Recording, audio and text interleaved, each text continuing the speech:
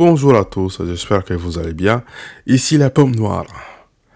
Donc oui, il y a eu un changement de logo, j'ai changé un peu le nom de la chaîne. Bon, c'était un peu pour voir hein, comment ça marche. Parce que bon, honnêtement, celle-ci, ça doit être une chaîne de news, donc utiliser mon nom de gaming, ça me paraissait pas hyper intéressant non plus. Donc je préfère changer. Bon, du coup, dites-moi dans les commentaires qu'est-ce que vous en pensez. Mais écoutez, on va se lancer sur la news.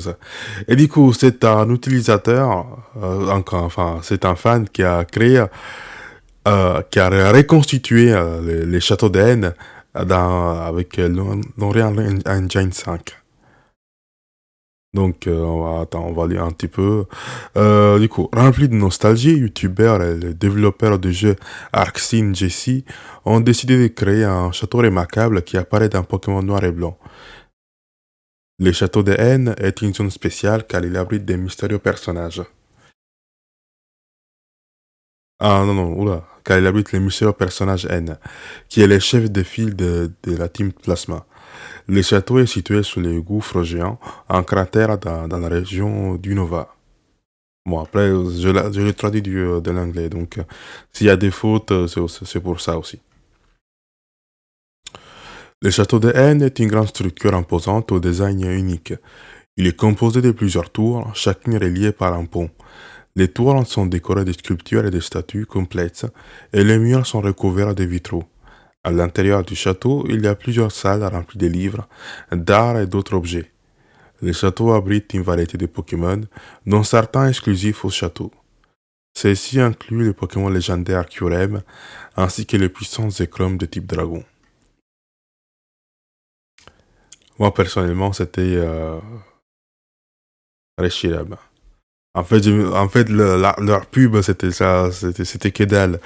Une fois, je suis parti au magasin, c'était une espèce de Micromania, c'était autre chose. Je voulais acheter, j'avais devant moi la version noire et blanche, mais je savais pas dans lesquelles il y avait Zekrom. Du coup, j'ai pris la noire en me disant, allez, il doit être dedans. Et au final, je me suis retrouvé avec Reshiram. Ou c'était l'inverse, j'ai dû prendre blanche parce qu'il y avait Zekrom dans l'arrière. Et du coup, j'avais un doute, est-ce qu'il allait être dedans ou pas. Mais enfin, bref, c'était un truc comme ça. Et au final, je me suis quand même retrouvé avec Reshiram, quoi. Je laisse deviner ma déception. Arxine Jessie a recréé cette emblématique Pokémon noir et blanc en placement à l'aide du puissant moteur de jeu Unreal Engine 5 et documenter ses pas dans un vidéo YouTube. Il a d'abord commencé à travailler sur le visage du personnage jouable et la physique des sacs. Le youtubeur a révélé qu'il avait du mal à créer des animations de mouvement, alors il a employé de l'aide d'un de ses amis. Après cela, il a ensuite modelé les châteaux de Haine et a recréé ses intérieurs et ses pièces distinctives. Donc on va regarder un petit peu la vidéo. Oh là oh là là.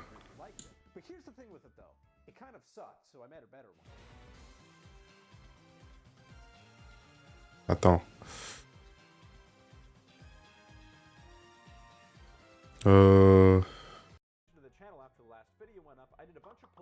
Attends. Bon, je vous mettrai le lien de la vidéo si vous voulez la voir, mais là, pour notre but, c'est vraiment de regarder les résultats finaux. Donc, bon, écoutez, je connais pas les pièces par cœur, donc, attendez, on va aller venir un petit peu en arrière. Du coup, ça, c'est le visage de notre personnage principal.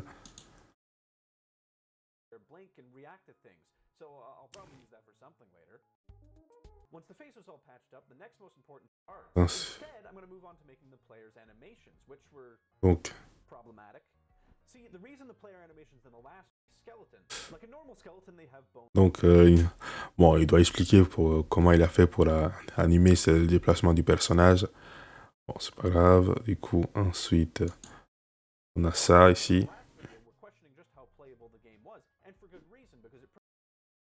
Ça doit être le personnage de Robbie et sa fille, hein, mais bon, il a dû faire la même chose pour ce jeu-là. Donc ici, on a ah oui, ça, je me souviens. Ça se trouvait dans la salle de jeu de N. Bon, ensuite...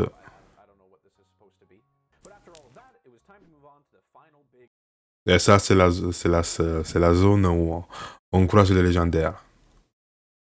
Ah non, non, non, pas un, le 2. Justement, c'est ici que viennent les deux dragons et il y en a un qui s'allie à nous et l'autre qui s'allie à N. Du coup, ensuite...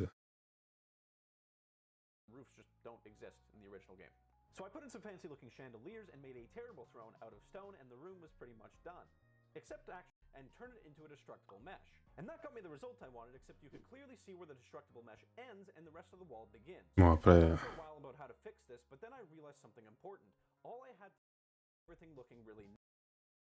Du coup, ça, c'est l'entrée du château.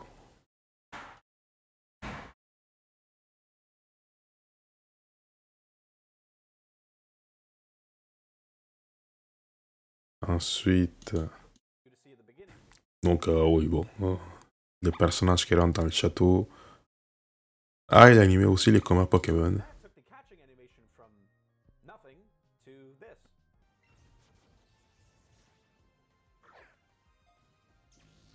Ah bon, d'accord.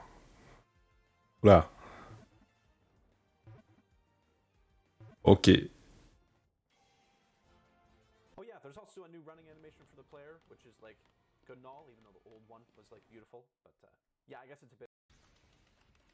Bon, bon, écoutez, il y a des drawbacks par-ci par-là, mais on va dire que personne n'aurait fait mieux.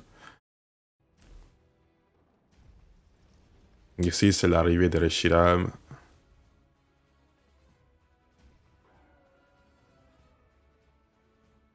Attends, c'est moi qui bug comme ça ou c'est lui? Je comprends pas.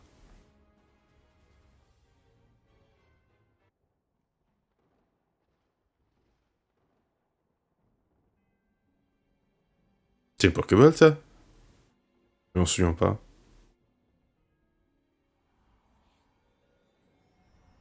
C'est quoi cet objet? J'ai oublié.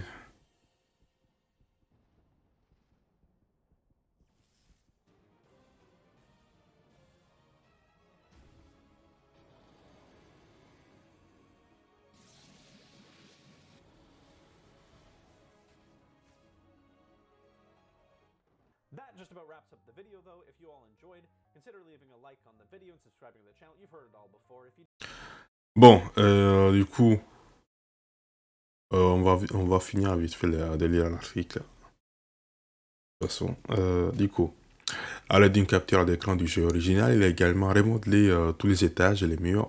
Le toit du château a donné à Jessie quelques problèmes car le toit ne peut pas être vu dans le jeu original. Le youtubeur était déterminé à optimiser son travail. Il a donc ajouté quelques sous-niveaux et déclencheurs, ce qui a permis au jeu de fonctionner correctement. Enfin, Arxine, Jessie en a également créé des cinématiques impressionnantes qui ont bien balayé tout l'ensemble après quelques semaines de travail. Les réactions à la vidéo ont été extrêmement positives avec de nombreuses personnes impressionnées par le travail de Jessie. C'était un excellent exemple de la façon dont la créativité et le travail acharné peuvent être combinés afin de produire quelque chose de vraiment spécial. Et je peux vous dire, cet homme l'a fait tout seul. Vous imaginez que vous comprenez à quel point ça peut paraître étrange pour des boîtes comme, bon, je sais pas, comment ils s'appellent les mecs qui ont fait Marvel Avengers? Square Enix, avec leur jeu, il y avait des bugs partout, c'était imbuvable. Et cet homme, à lui tout seul, bon, son travail n'est pas parfait, d'accord. Mais déjà, lui tout seul, en quelques semaines, déjà, le résultat est impressionnant.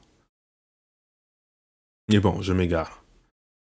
Avec l'aide de l'Unreal Engine 5, les joueurs peuvent recréer les emplacements détaillés et immersifs dans leur zone préférée à partir de leurs jeux vidéo les plus chers, leur permettant de vivre un niveau d'immersion qu'ils n'avaient jamais vu auparavant.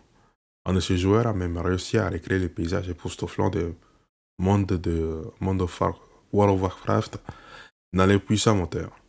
Il semble que beaucoup de joueurs soient ravis de voir apparaître leur vieux jeu bien animé avec des graphismes modernes.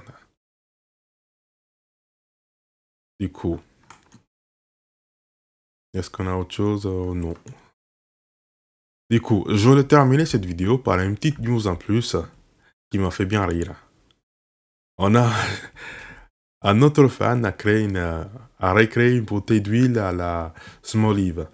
Alors, attendez, du coup, est-ce que c'est le nom du Pokémon en anglais? Oui, donc, c'est Smolive. Je sais pas comment vous le traduisez en français, mais... euh, bon, je sais pas, non, je veux pas le chercher, c'est bon. En tout cas, vous voyez bien quel Pokémon c'est.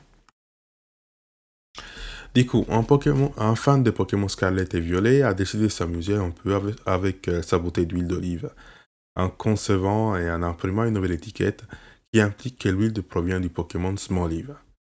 Étant donné que Smolive peut probablement vivre sans son huile, cette création de fans humoristiques a déclenché une conversation sur certaines implications désagréables du monde de Pokémon.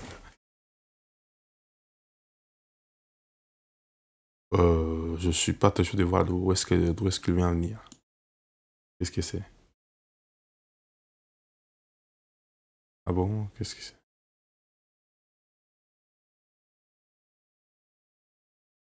Euh... Bon, je sais pas, mais pour l'instant, on continue ça.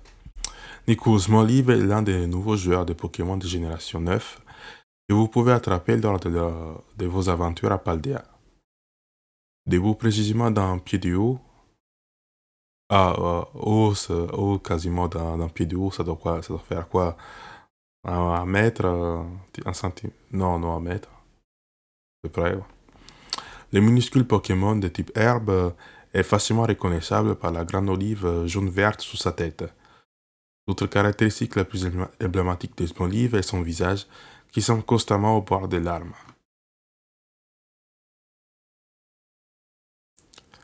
L'utilisateur de Reddit Uchiwa15 a créé l'étiquette Smoliv Oil et en a partagé une photo sur le Pokémon Scarlet et Violet sur Reddit après l'avoir appliqué à une bouteille d'huile d'olive qu'il avait sous la main. Le design est relativement simple, étiquetant le contenu de la bouteille comme huile de Smoliv extra vierge, avec une image de Smoliv sur le dessus de la bouteille. Une image de véritable olive brouille un peu les eaux, bien que l'expression du Pokémon ait soudainement beaucoup plus de sens si elle doit s'inquiéter des gens qui les récoltent pour le pétrole, bon, soit pour la consommation.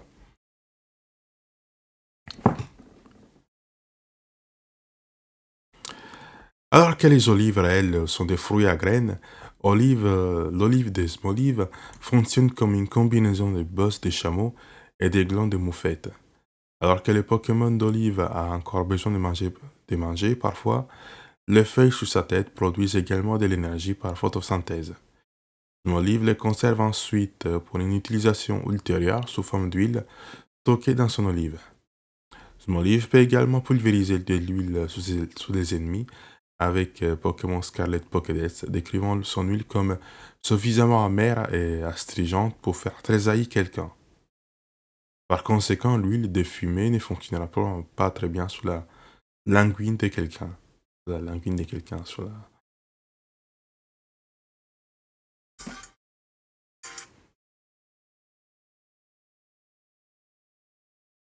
la languine de quelqu'un.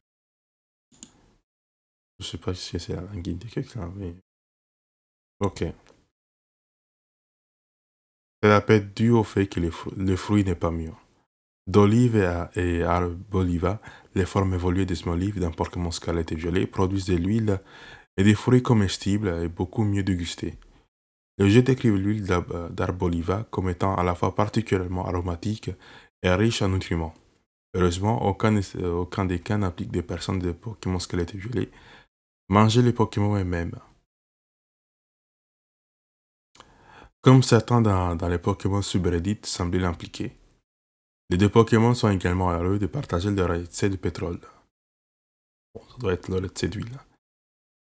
Cependant, cela n'a pas empêché les fans du sous-Reddit de parler de savoir si les aimants dans ce Pokémon euh, pourraient, pourraient manger des Pokémon.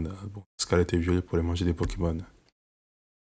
Un commentateur a suggéré que Pokémon comme Lupini pourraient se retrouver sur la table du dîner, et tandis que les Pokémon animés et jeux le minimisent de manière significative, il existe des solides preuves canoniques que les humains mangent du Pokémon. Ah bon? Tiens donc. Écoutez, pour l'instant, je vais m'arrêter là. On va lire celui-là dans un autre épisode.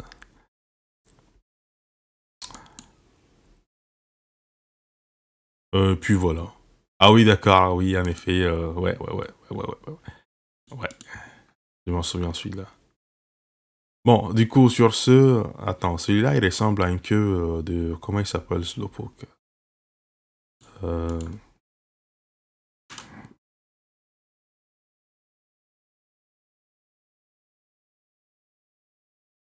Ah, la Molos, j'ai oublié. Mais ça, il ressemble étrangement.